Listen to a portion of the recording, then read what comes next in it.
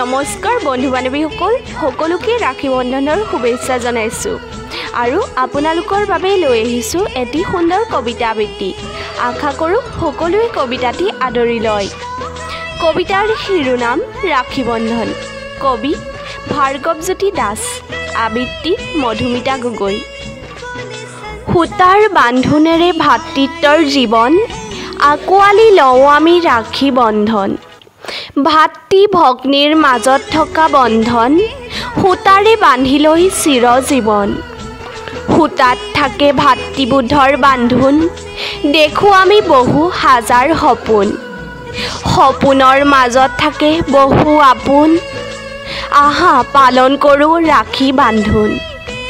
মৰম চেনেহৰ মাজেৰে উপচাই, থাকিব লাগিব আমি সদায়। গঢ়িব লাগিব সপোনবোৰ পুনৰাই, ভগৱানৰ আশীৰ্বাদ গ্ৰহণ কৰাই। আহা সকলো মিলিজুলি আগবাঢ়ি চেনেহৰ উৎসৱ পালন কৰোঁ আমি। মৰমৰ ভাতৃ ভগ্নীৰ হাতত ধৰি, এডাল সূতাৰ বান্ধোন ৰাখি। ধন্যবাদ।